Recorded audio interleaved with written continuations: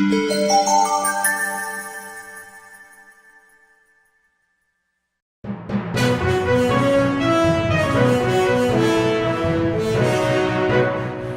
time for the Week in Review. Look at national, regional, and local stories from the past week. Here's Brandon Hansen, Managing Editor of the Chewelah Independent, and Scott Allen, Managing Director of Northern Lights Public Radio. Thank you for joining us for this edition of the Week in Review. Brandon, before we get started today, I just wanted to thank some of our listeners and our viewers from YouTube for making comments on last week's show. It kind of ended up being a lot about global warming, right? Yeah, and it was totally unintentional. That was just kind of how the stories dropped that week, and we just kind of tied them all together there, I guess. And I think we kind of ran through them and kind of looked at them with a view from Stevens County, like we try to do with this show. But it really, I think we localized effects of global warming pretty good, and we got a lot of great comments, so thanks for tuning in. Yeah, thank you. Thanks for watching us, and it looks like we have high-def cameras now. Yeah, we got some new cameras this week. It's awesome. All right, our first story is about Washington regulators denying the sale of Avista to Hydro One. What's going on there, Brandon? Yeah, this is going to perk some ears up. Washington regulators on Wednesday denied Hydro One's proposed purchase of Avista Corp, finding the proposed merger does not serve the public interest. The $5.3 billion sale couldn't proceed without the approval of the Washington Utilities and Transportation Commission. The three-member commission said the proposed sale would have subjected Avista and its customers to political and financial risk and didn't provide a net benefit to customers as required by state law. And here's kind of the kicker right here. The province of Ontario's 47% ownership in Hydro One was a key consideration in the sale review. Wow. So you have to consider that basically a U.S. utility would be owned partly by a Canadian government entity. So that really raised some ears for some people. In its order, the Commission stated the proposed transaction cannot be said to be consistent with the public interest when it is evident that decisions affecting Hydro One's and Avista's business operations and financial integrity are subject to political considerations that may motivate one provincial leader or another to make decisions and take actions in the future that may cause harm instead of promoting the best interests of Avista, its customers, and Hydro One's non-government shareholders. I think in government speak there, what they're saying is, even the best intentions, even if Hydro One and their owners have the best intentions to give the people of Washington and, surrounding areas good service, you still have this very weird situation where a Canadian government kind of has say over, the power for Washington State. Yeah, and that is a very tenuous situation because, things are great right now in terms of relations with the U.S. and Canada, but that can change. There's always that threat of Canadian war. Oh, yeah, definitely. It's always happening. But I'm just saying that then you're subject to Canadian law, too. Would they have the same regulations and things like that crossed over? And then Ontario could, hey, we have these rules about utilities. Hey, we're just going to focus that over onto Washington and things like that. And are they really going to care about the prices of somebody in another country if they raise it? No, probably not. Probably not. So this is probably the best move for Washington, probably the best move for us. I hate to sound like some kind of conspiracy theorist, but you don't want that foreign influence in, say, a utility company. One thing I've seen floated is, hey, we'd love to see Avista turn into like a PUD or something where, local people have say what's going to happen. But you don't want somebody off in Ontario, especially government-owned, because guess what? Government changes hands every 4 years or 2 years or whatever. So very dangerous. So it might be a great idea now, but what if they get some people in there that are like, hey, here's a money grab, we can, jack up the prices, we can get lots of money, and I'm going to be out here in 4 years, so who cares? Well, and then you have the whole problem, too, with natural disasters could cause some kind of effect, a natural disaster in Canada or Washington, and then you're trying to deal with this company or something that's, partially in a foreign country. Yes, so exactly. Lots of issues. Lots of issues. It's good they squashed it. Yes, and I don't have anything against Canada, but it's just hard to have another government. And that's the thing. It's not just a Canadian company. It's basically another government owning part of your utilities company, which certainly has some ears going up. Sure. All right, next story is a scary one, and one that's really top of mind throughout the country, opioid use and drug use. Illicit fentanyl is causing an increased number of overdoses in Washington, with the number of deaths caused by the drug increasing to 70% from last year. Now, that's according to the Washington State Department of Health reports.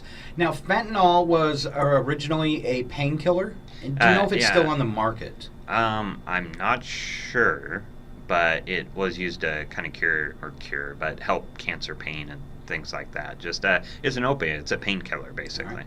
In the first half of 2018, 81 deaths were linked to fentanyl, as opposed to 48 deaths connected to the drug from last year. Now, illicit fentanyl can be found in counterfeit pills to be made to look like prescription drugs, along with being in white and colored powders. Washington State Department of Health said that this is a dangerous development for heroin and other opioid users who may not be aware that the drug they are using contains fentanyl.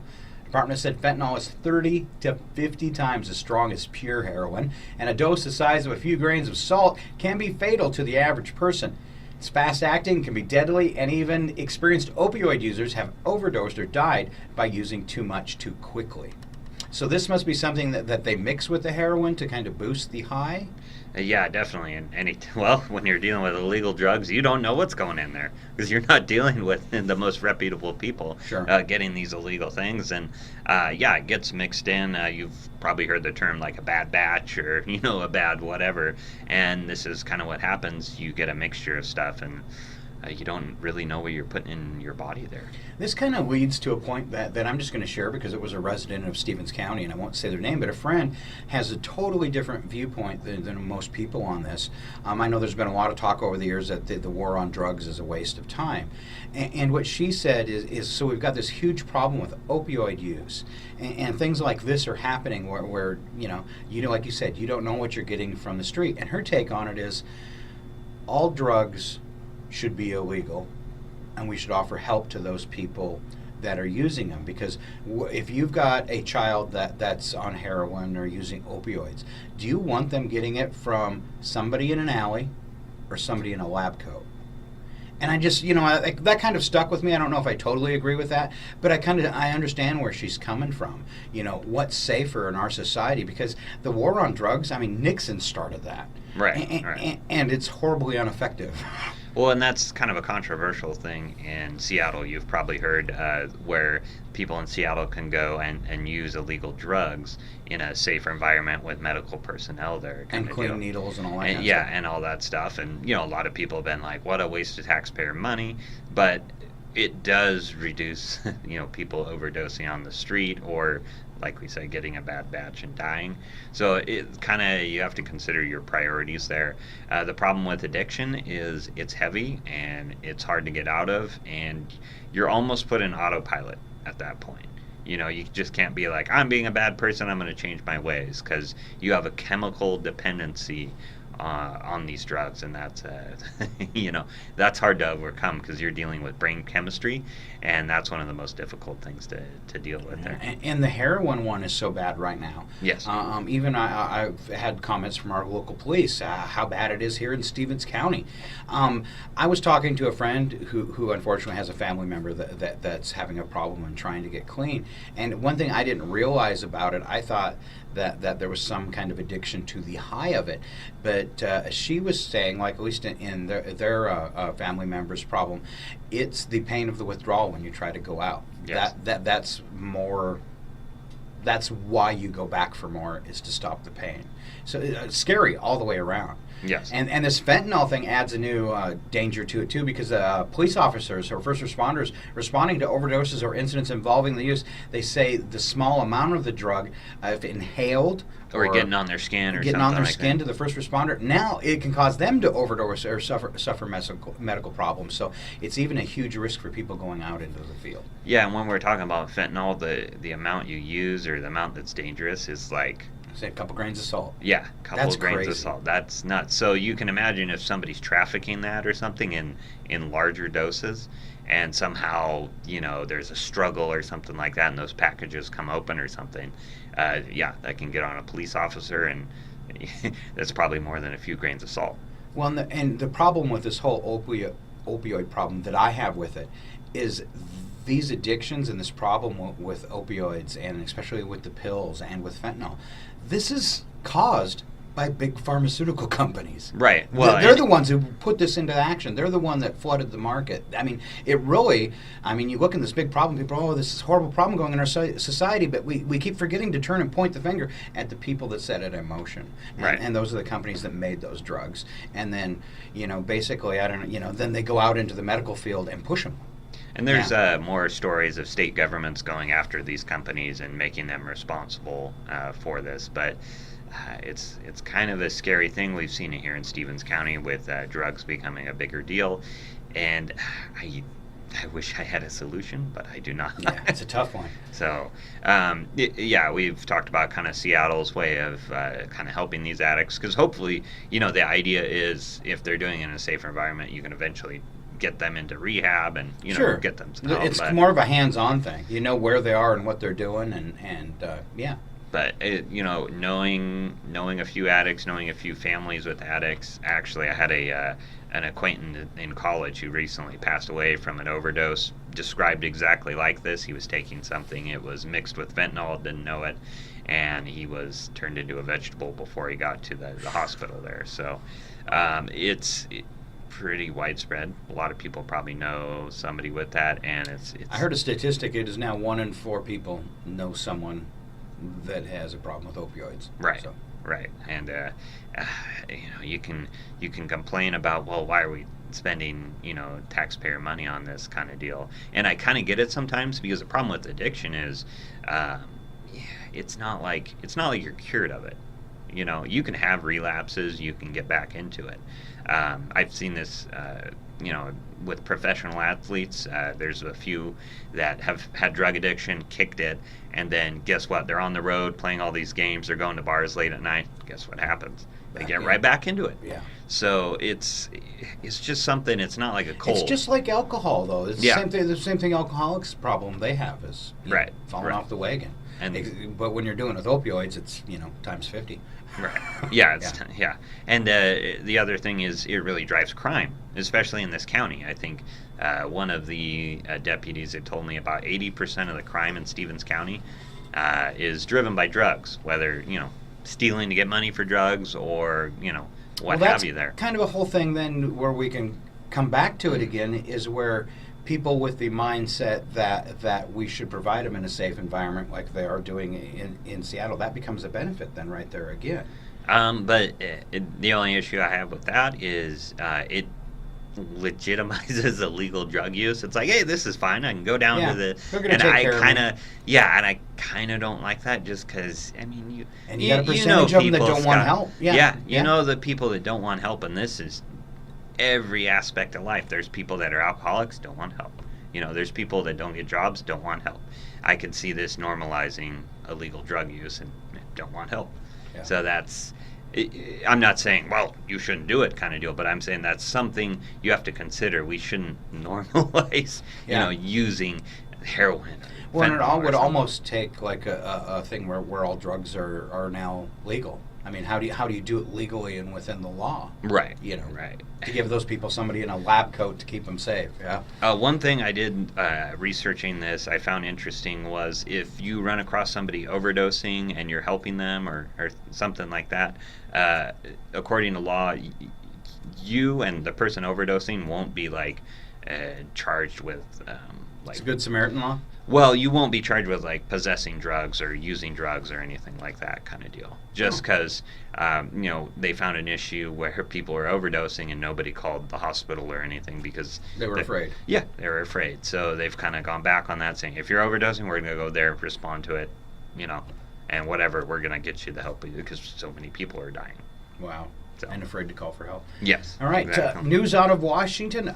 a governor preparing for a presidential campaign? Yes, according to reports by the Seattle Times and Northwest News Network, Washington Governor Jay Inslee has formed a federal political action committee and is raising money to use for travel in early 2020 primary and caucus states.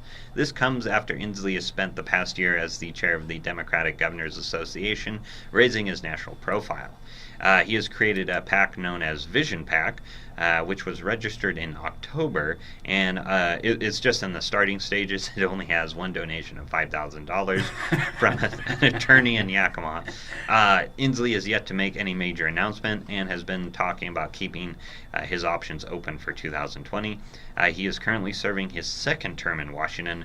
Earlier this year, Inslee visited Chewelah to talk with local leaders about broadband in rural areas.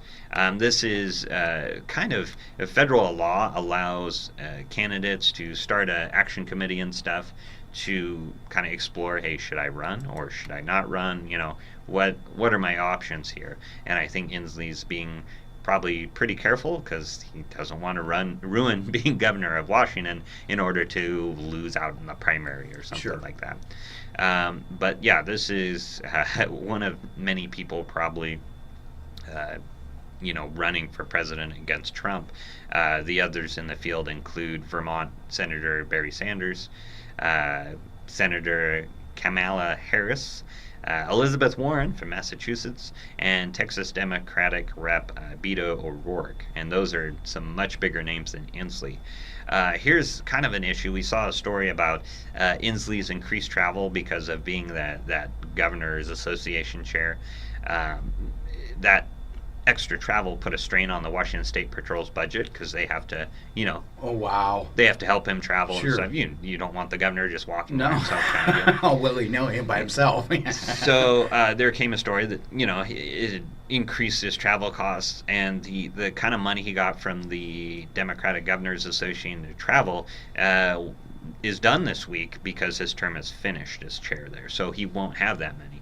So I think what he needs to why he formed this action committee is to raise that money so he can still travel, still kind of raise his national profile. Because you notice, and I know this is what Washington, anytime Trump says or does something, Washington State usually jumps back with a press release from Inslee and the Attorney General saying why what Trump did was bad. So it's usually on the Washington's website. You can go there, and if you see Trump do something, hop on the Washington website, and it's usually Inslee and the Attorney General saying, well, this is terrible. What he's doing is awful, kind of deal. So you can tell he's trying to set himself up, but when you go against people like Sanders, Elizabeth Warren, and Beto O'Rourke, as a really an unknown, that's a tough one. Yeah, that's going to be hard for him to get through that primary stage because I don't think he's as well known as Barry Sanders.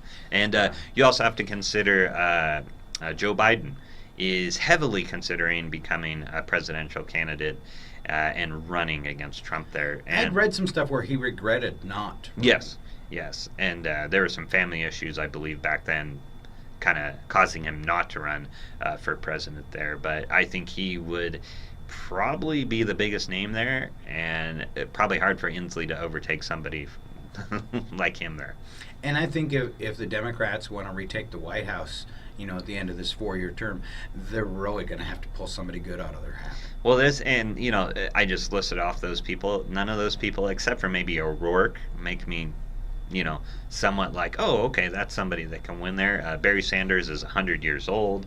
Elizabeth Warren, lifetime politician. She has. Did you say Barry was 100? He's like 100. Well, he's like 75 or something. Just looks like he's 100. Yeah, and with the crazy hair and Barry Sanders. But it's you need a charismatic person, and even Joe Biden, he's getting up there. He's like 70 something too. So that to go against somebody like Trump who's going to hit you from every angle. I mean, with every insult that he has there, you're going to need somebody that's probably young and vibrant. And bring in that millennial vote. And some thick skin. Yeah, and you know what? The thing that really helped Trump in this last election was he was not a career politician. He was a businessman. He was an outsider. All these people on this list, even Inslee, career politician. So that tends to cause a lot of people to go, I'm out already, because I know what politicians do. Sure.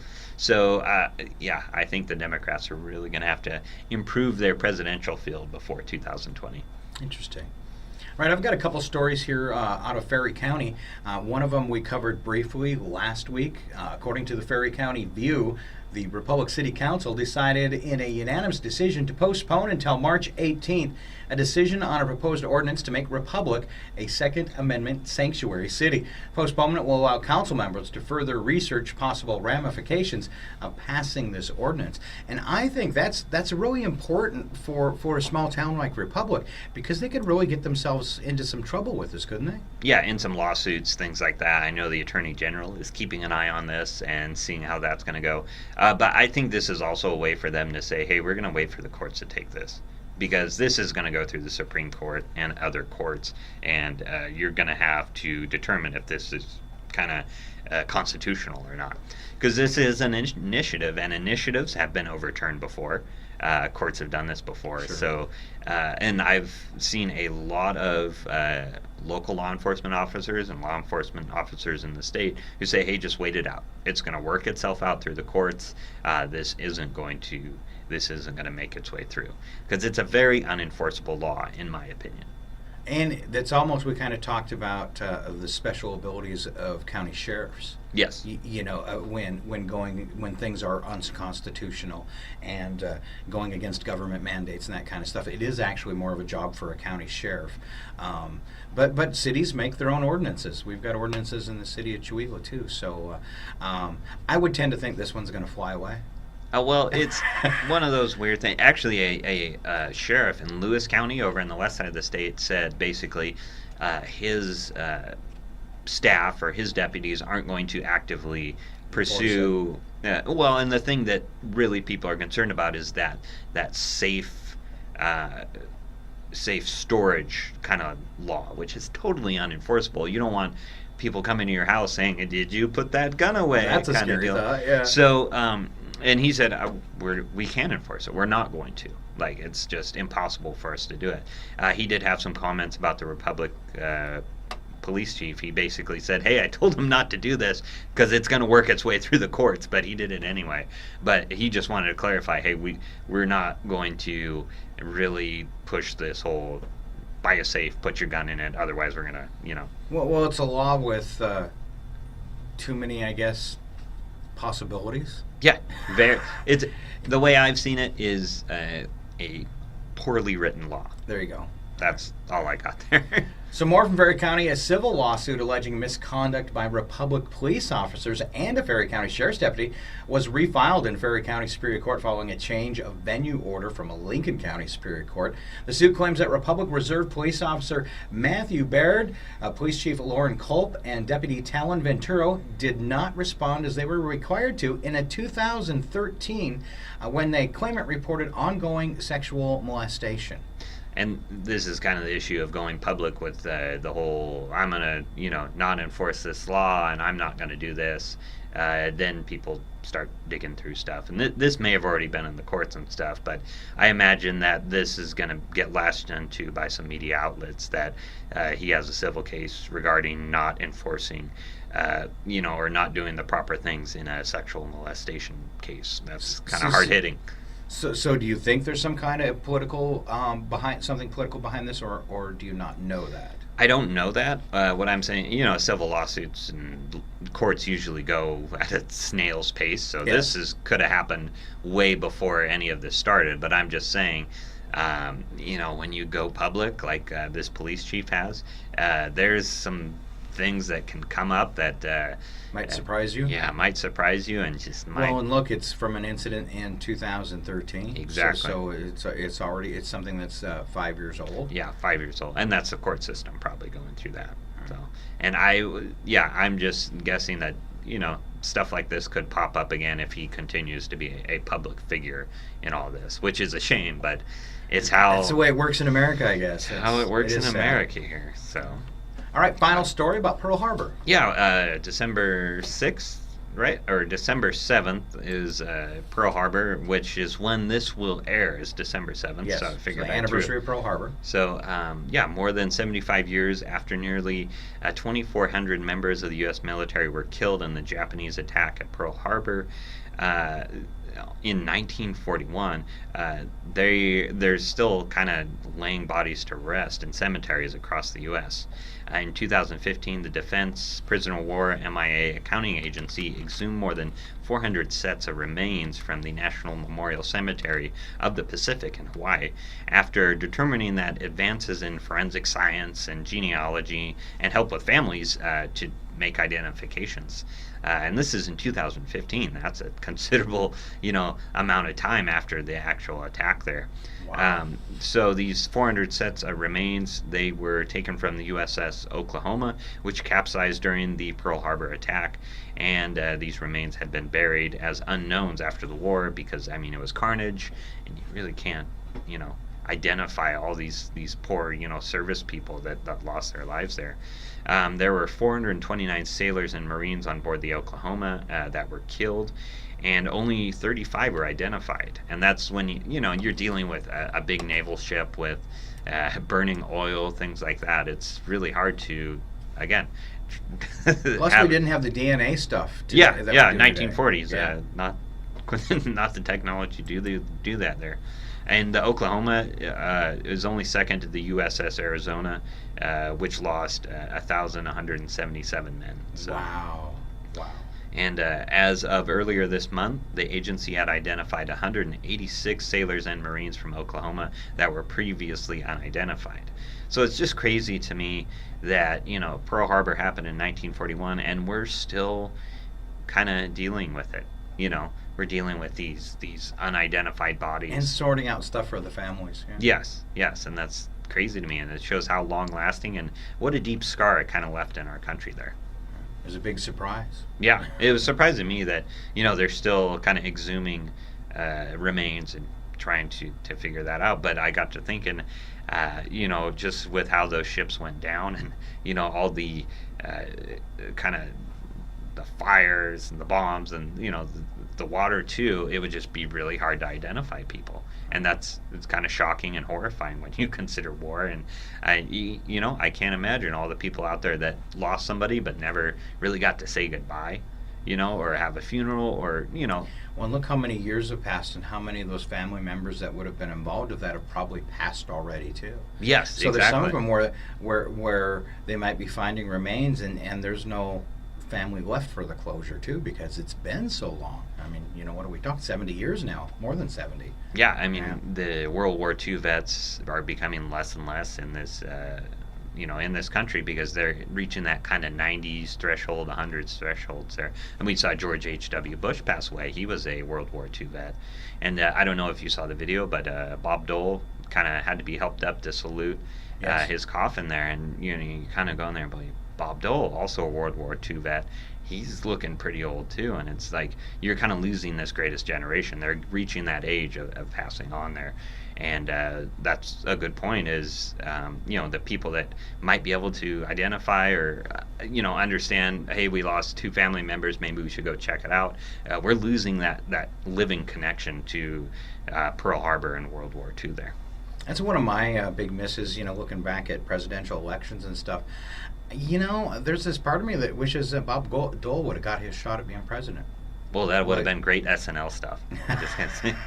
Well, and I had a perception, and we're getting off topic, but I had a perception there too. When he was running, he was very stoic. He had the crippled arm. He always kind of held funny. He almost looked angry most of the time, and he didn't win. And as soon as he was done with the elections, he goes and he hosts Saturday Night Live. And here's this real person that was hilarious. What a sense of humor. And then he comes out, I don't remember if you remember his old MasterCard and Visa commercial that he did. Yes, stuff. I think and I think there was a prime example of a person who would have made a great president, but he was mishandled by that system. Right. Yeah, we never got to see the real Bob Dole, and I think if they would have showed that to Americans, he would have been president. Well, that's my thought. And I've kind of noticed this with the passing of George H.W. Bush is people really have nothing but nice things to say about him. He was a one-term president. I'm sure there's some issues in his presidency that people can have. And there's lots of scary conspiracy theory stories, too, at this time at the CIA. So Right. It gets really deep in that family.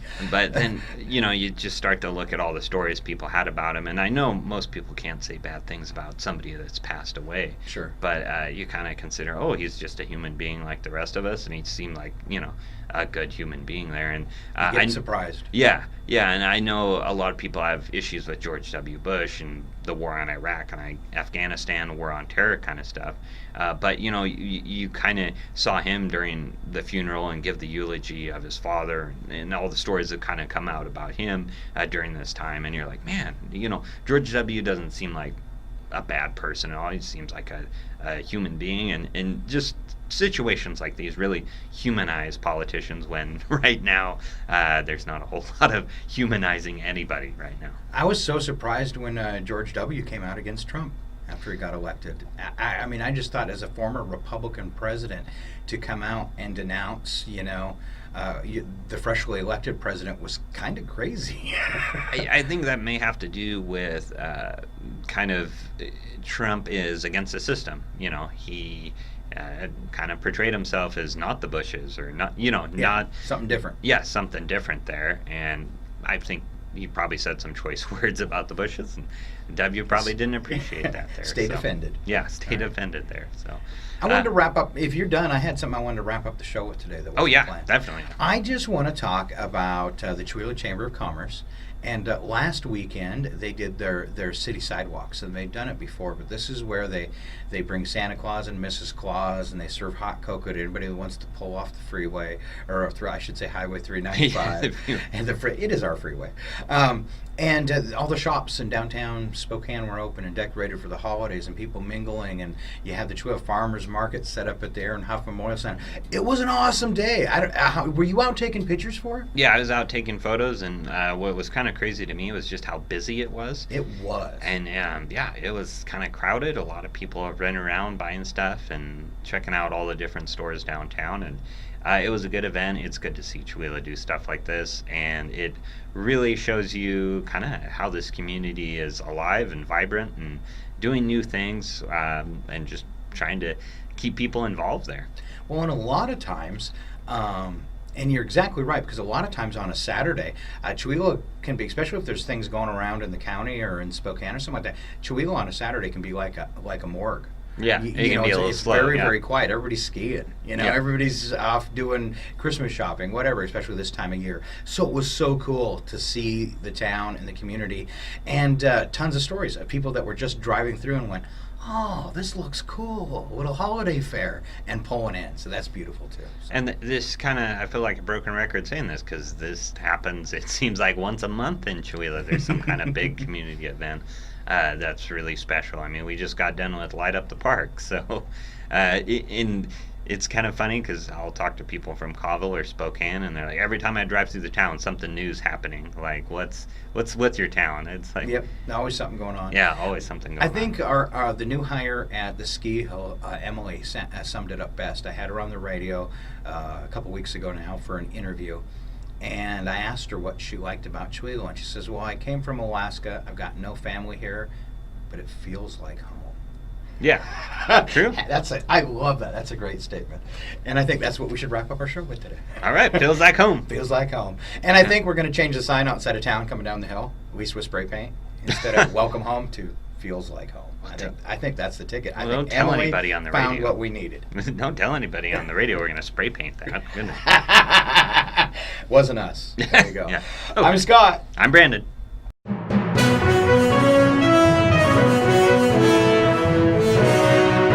Thanks for listening to the Week in Review with Brandon Hansen, Managing Editor of the Chewelah Independent, and Scott Allen, Managing Director of Northern Lights Public Radio. Past episodes are in video format on the Chewelah Independent's website and on KCHW's YouTube channel.